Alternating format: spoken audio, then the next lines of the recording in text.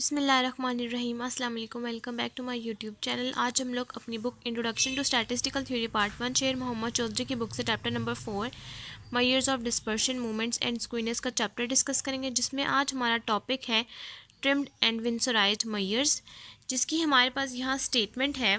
Remove a certain percentage of the smallest and the largest observation to get the data. अगर हमारे पास कोई भी data हो, उसमें से हम लोग लार्जेस्ट और स्मॉलेस्ट वैल्यू को अगर हम रिमूव कर दें तो हमारे पास ट्रिम्ड डाटा सेट आ जाता है। ट्रिम्ड का मतलब है कि आप किसी भी डाटा सेट को कंप्रेस कर दें या छोटा कर दें तो उसको हम लोग ट्रिम्ड कहते हैं। नेक्स्ट हमारे पास डेफिनेशन है विंसोराइज्ड की। उसकी हमारे पास डेफिनेशन है replaced trimmed values by those next in magnitude is known as winsorized data set. अगर आप ट्रिम्ड की हुई जगह पर जो आप फर्स्ट ट्रिम्ड की करेंगे जो डाटा सेट को, उसी की जगह पर आप कोई वैल्यू रिप्लेस करके लिख दें तो वो आपके पास बन जाएगी विंसोराइज्ड डाटा सेट की वैल्यूज़।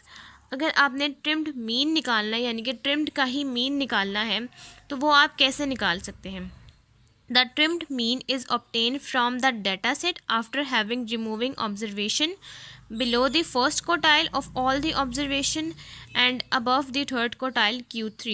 ट्रिम्ड, अगर आपने ट्रिम्ड का मीन निकालना है, यानी कि मीन ऑफ एक्स बार निकालना है, तो आपके पास जो डाटा सेट होगा, आप उसमें से जो आपके पास जो डाटा बनेगा, जहाँ पर सबसे पहले आप लोग फाइंड आउट कर लेंगे आपका लोअर क्वार्टाइल कौन सा है, यानी कि Q1 कौन सा है और Q3 कौन सा है।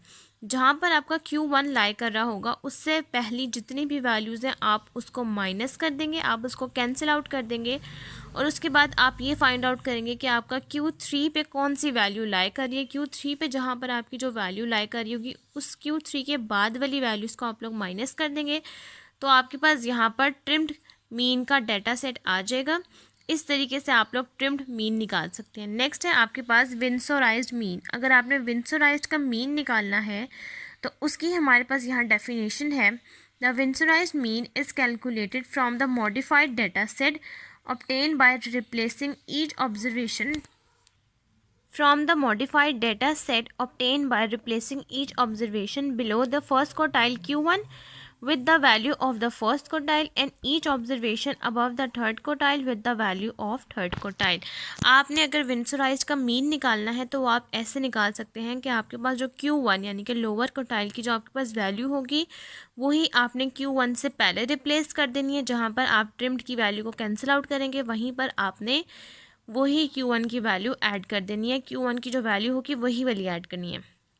और नेक्स्ट Q3 की जो वैल्यू होगी आपके पास, जहाँ से आप ट्रिम्ड की वैल्यू को सब्ट्रैक्ट करेंगे, वहीं पर फॉर एग्जांपल अगर आपके पास Q3 की वैल्यू, आप ट्रिम्ड में 3 वैल्यूज़ Q3 की डिलीट कर रहे हैं Q3 के बाद, तो आपने विंसोराइज्ड में वहीं पर Q3 की सपोज आपके पास वैल्यू आई है 40, तो Q3 की जो वैल्यू है 40, उसके बाद आपने 3 टाइम्स 40 को ऐड कर देना है। नेक्स्ट अगर आपके पास ट्रिम्ड और विंसोराइज का स्टैंडर्ड डेविएशन आपने फाइंड आउट करना हो तो वो आप ऐसे निकाल सकते हैं। The trimmed standard deviation and winsorize standard deviation are computed from the trimmed data set and winsorize data set. अगर आपने ट्रिम्ड का स्टैंडर्ड डेविएशन और विंसोराइज का स्टैंडर्ड डेविएशन निकालना हो तो आपके पास जो ट्रिम्ड और विंसोराइज का डाटा होगा, आप उसी से उसका स्टैंडर्ड डेविएशन निकाल सकते हैं। नेक्स्ट है हमारे पास यहाँ पर एग्जाम्पल नंबर 4.12 पेज नंबर 104 और 105 शेर मोहम्मद चौधरी की ही बुक पे ये एग्जाम्पल है, हम वो डिस्कस करते हैं। ये है हमारे पास एग्जाम्पल नंबर 4.12 जो कि है पेज नंबर 104 पर। इसकी हमारे पास स्टेटमेंट है calculate the trimmed and winsorized means. आपने सबसे पहले ट्रिम्ड और विंसोराइज्ड मीन निकाल लेने हैं, उसके बाद यही दोनों की स्टैंडर्ड डेविएशन निकाल लेने हैं, जो आपके पास एग्जाम्पल नंबर 3.11 पे जो डाटा है उसके अकॉर्डिंग। 3.11 पे जो डाटा था वो था इस तरीके से। उसके बाद उन लोगों ने जो इस डाटा को अरेंज कर लिया वो बन गया इस तरीके का डाटा, और उन्होंने इस डाटा सेट में से ये बता दिया सॉल्व कर लेने के बाद कि ये Q1 है और ये Q3 है। यहाँ पर तो इन्होंने ये सॉल्व करके दिया हुआ है। अगर आपके पास कोई डाटा सेट हो और वो सॉल्व करके ना दिया हुआ हो कि वो Q1 और Q3 कहाँ लाई कर रहा है, तो आपके पास ये डाटा सेट होगा। आपने Q1 का फार्मूला अप्लाई करना है। फार्मूला अप्लाई करने के बाद आपने Q1 निकाल लेना है और Q3 भी निकाल लेना है। फिर आपने ये बता देना है कि आपका Q1 और Q3 कहाँ लाई कर रहा है, ताकि आप उस हिसाब से वैल्यूज़ को सब्ट्रैक्ट और ऐड कर सकें। तो चलिए अब हम इसका सोल्यूशन स्टार्ट करते हैं ताकि हमें ये टॉपिक क्लियर हो जाए।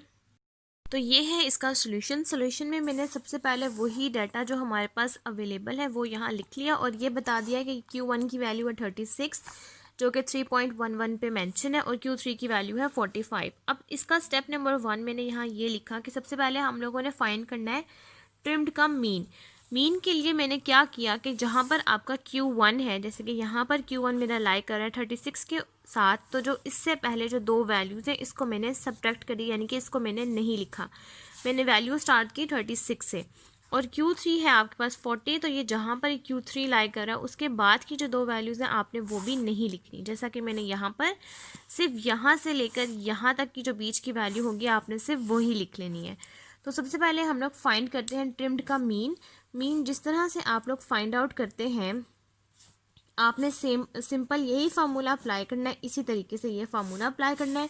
सपोज अगर ये आपका x का डेटा है तो आप यहाँ मेंशन करेंगे ट्रिम्ड मीन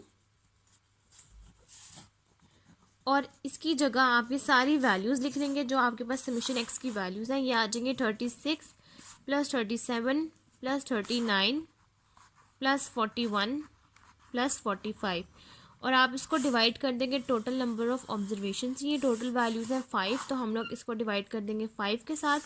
अब आप ट्रिम्ड मीन की इन सब वैल्यूज़ को ऐड करेंगे, आंसर आता है हमारे पास 198 को आप डिवाइड करेंगे 5 के साथ, आपके पास यहाँ ट्रिम्ड मीन का आंसर आ जाएगा 39.6। आप यहाँ वो लिख लेंगे 39.6 आपके पास ट्रिम्ड मीन का आंसर आ गया। नेक्स्ट अब हम लोग सॉल्व करेंगे ट्रिम्ड का ही स्टैंडर्ड डेविएशन। हम लोग उसका यहाँ पर फार्मूला लिख लेते हैं। हम लोग यहाँ पर कहेंगे ट्रिम्ड स्टैंडर्ड डेविएशन, उसके लिए आप उसका वही फार्मूला अप्लाई करेंगे कि under root summation x square by n minus summation x by n का होल स्क्वायर, और जो डाटा आपके पास ट्रिम्ड के ही अंदर होगा, जो आपने ट्रिम्ड से ही निकाला होगा, वही डाटा यूज़ करेंगे और आप यहाँ पर निकाल लेंगे ट्रिम्ड का स्टैंडर्ड डेविएशन। आप यहाँ पर सबसे पहले ट्रिम्ड के स्टैंडर्ड डेविएशन के लिए आप अप्लाई करेंगे अंडर रूट जितनी भी वैल्यूज़ हैं आपके पास, ये वाली 36 से लेकर 45, आप इन सब का स्क्वायर ले लेंगे। अब ये हम लोगों ने समीशन एक्स स्क्वायर की जगह पर सारी वैल्यूज़ लिख ली जो कि है 36 का स्क्वायर, 37 का स्क्वायर, 39 का स्क्वायर, 41 का स्क्वायर और 45 का स्क्वायर।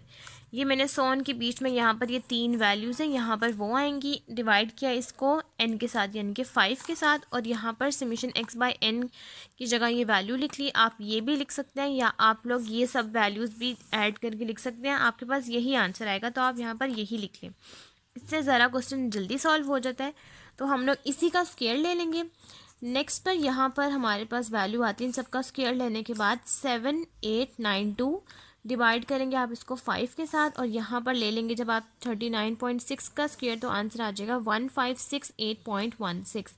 आप 7892 को 5 के साथ डिवाइड करेंगे, आपके पास आंसर आएगा 1578.4, और यहाँ पर ये आंसर में से आप इसको सब्ट्रैक्ट करेंगे, आपके पास आंसर आएगा अंडर रूट ऑफ 10.24।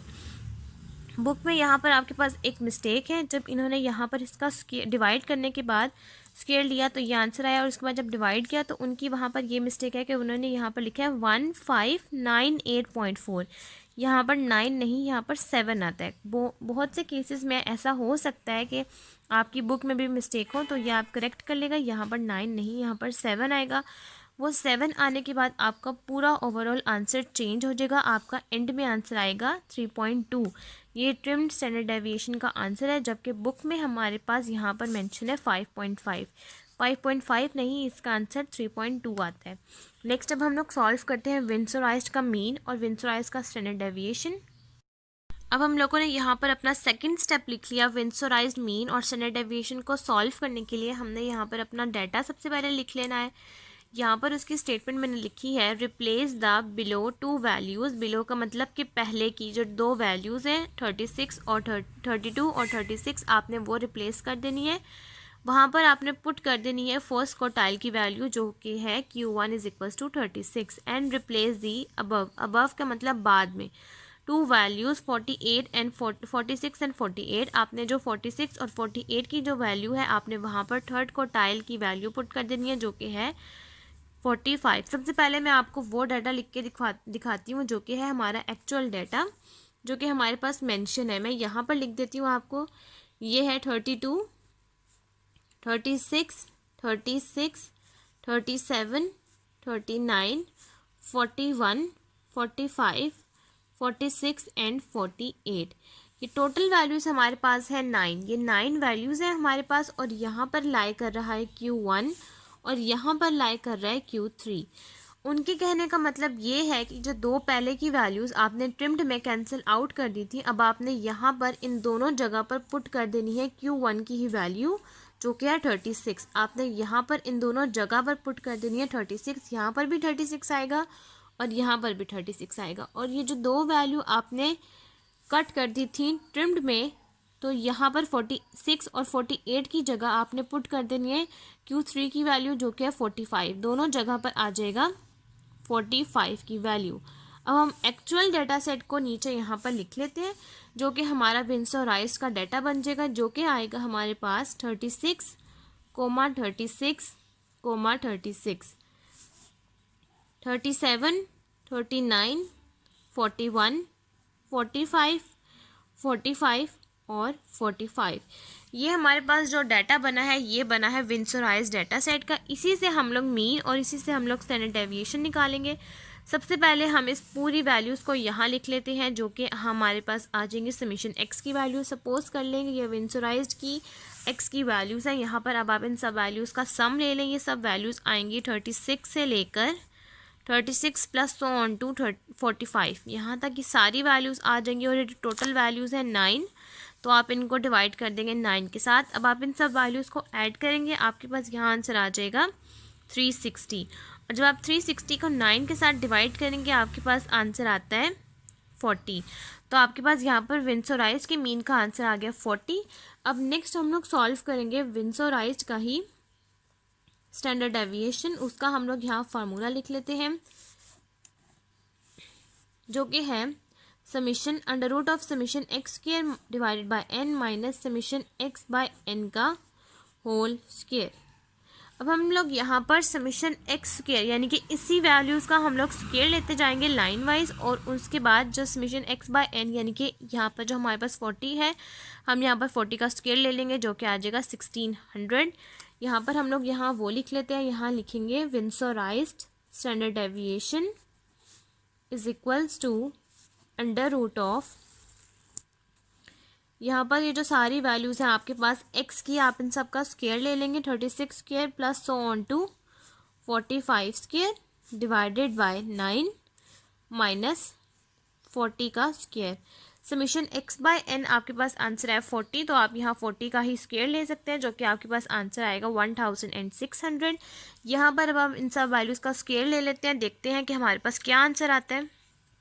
अब यहाँ पर जब हमने इन सब वैल्यूज़ का स्क्वायर लिया, हमारे पास यहाँ आंसर आ गया 14534, और इसको डिवाइड किया हमने 9 के साथ, हमारे पास यहाँ एक्चुअल आंसर आ गया 1614.89। उसको हम लोगों ने सब्ट्रैक्ट कर दिया 1600 में से, हमारे पास आंसर आ गया 14.89। इसका हम लोगों ने अंडर रूट ले लिया, हमारे पास विंस और राइस स्टैंडर्ड डेविएशन का एक्चुअल आंसर आ गया 3.85861। यहाँ तक हमारे पास ये क्वेश्चन, ये एग्जाम्पल 4.12 यहाँ तक कंप्लीट हो जाती है, और ये विंस और राइस और ट्रिम्ड मेयर्स का या डेटा सेट का यहाँ तक एग्जाम्पल और टॉपिक पूरा कंप्लीट हो जाता है। आज की वीडियो हमारी यहीं तक कंप्लीट होती है। नेक्स्ट हम लोग पढ़ेंगे मूवमेंट्स का टॉपिक। अगर आपको मेरी आज की वीडियो अच्छी लगे तो मेरी वीडियो को लाइक करें, शेयर करें और मेरे चैनल को सब्सक्राइब करें, और साथ में बने बेल आइकन को भी प्रेस कर दें, ताकि आपको मेरी आने वाली वीडियोस की नोटिफिकेशन मिलती रहे। आज की वीडियो के लिए थैंक यू। अल्लाह हाफिज़।